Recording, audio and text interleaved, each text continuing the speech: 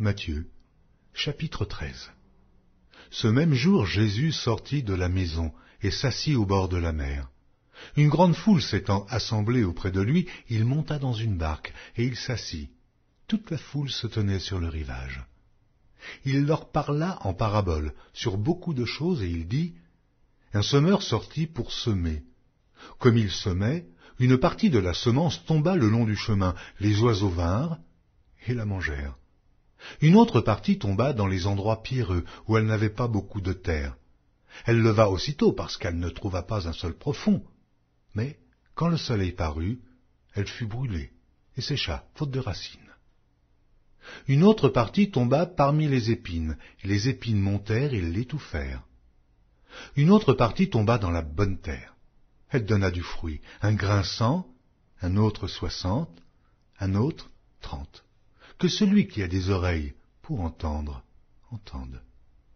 Les disciples s'approchèrent et lui dirent : Pourquoi leur parles-tu en paraboles ? Jésus leur répondit : Parce qu'il vous a été donné de connaître les mystères du royaume des cieux, et que cela ne leur a pas été donné. Car on donnera à celui qui a, et il sera dans l'abondance. Mais à celui qui n'a pas, on ôtera même ce qu'il a. C'est pourquoi je leur parle en paraboles, parce qu'en voyant, ils ne voient point, et qu'en entendant, ils n'entendent ni ne comprennent. Et pour eux s'accomplit cette prophétie d'Ésaïe : Vous entendrez de vos oreilles, et vous ne comprendrez point. Vous regarderez de vos yeux, et vous ne verrez point. Car le cœur de ce peuple est devenu insensible. Ils ont endurci leurs oreilles, et ils ont fermé leurs yeux, de peur qu'ils ne voient de leurs yeux, qu'ils n'entendent de leurs oreilles, qu'ils ne comprennent de leur cœur, qu'ils ne se convertissent et que je ne les guérisse. Mais heureux sont vos yeux, parce qu'ils voient, et vos oreilles, parce qu'elles entendent. Je vous le dis en vérité, beaucoup de prophètes et de justes ont désiré voir ce que vous voyez et ne l'ont pas vu, entendre ce que vous entendez et ne l'ont pas entendu. Vous donc écoutez ce que signifie la parabole du semeur. Lorsqu'un homme écoute la parole du royaume et ne la comprend pas, le malin vient et enlève ce qui a été semé dans son cœur. Cet homme est celui qui a reçu la semence le long du chemin. Celui qui a reçu la semence dans les endroits pierreux, c'est celui qui entend la parole et la reçoit aussitôt avec joie. Mais il n'a pas de racine en lui-même, il manque de persistance, et dès que survient une tribulation ou une persécution à cause de la parole, il y trouve une occasion de chute. Celui qui a reçu la semence parmi les épines, c'est celui qui entend la parole, mais en qui les soucis du siècle et la séduction des richesses étouffent cette parole et la rendent infructueuse. Celui qui a reçu la semence dans la bonne terre, c'est celui qui entend la parole et la comprend. Il porte du fruit, et un grain en donne 100, un autre 60, et un autre 30. Il leur proposa une autre parabole, et il dit : Le royaume des cieux est semblable à un homme qui a semé une bonne semence dans son champ, mais, pendant que les gens dormaient, son ennemi vint, sema de l'ivraie parmi le blé, et s'en alla.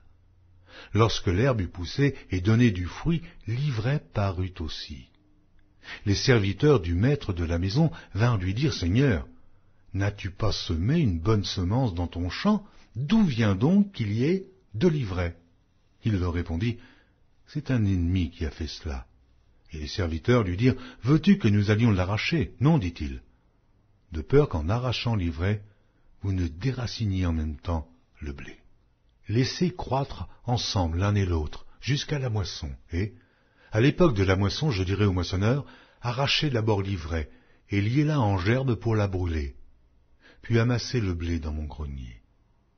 Il leur proposa une autre parabole, et il dit : Le royaume des cieux est semblable à un grain de sénévé qu'un homme a pris et semé dans son champ.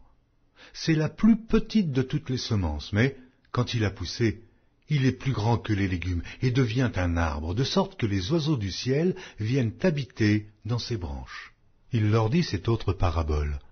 Le royaume des cieux est semblable à du levain qu'une femme a pris et mis dans 3 mesures de farine jusqu'à ce que la pâte soit toute levée. Jésus dit à la foule toutes ces choses en paraboles, et il ne lui parlait point sans parabole, afin que s'accomplît ce qui avait été annoncé par le prophète.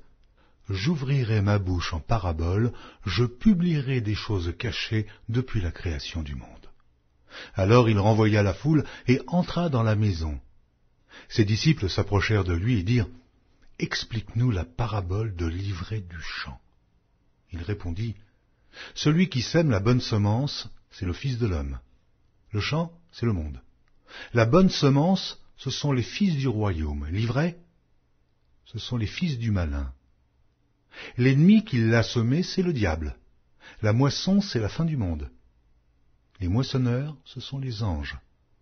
Or, comme on arrache l'ivraie et qu'on la jette au feu, il en sera de même à la fin du monde.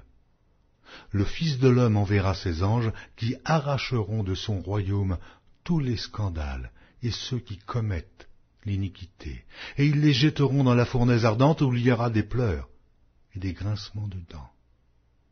Alors les justes resplendiront comme le soleil dans le royaume de leur Père. Que celui qui a des oreilles pour entendre, entende. Le royaume des cieux est encore semblable à un trésor caché dans un champ.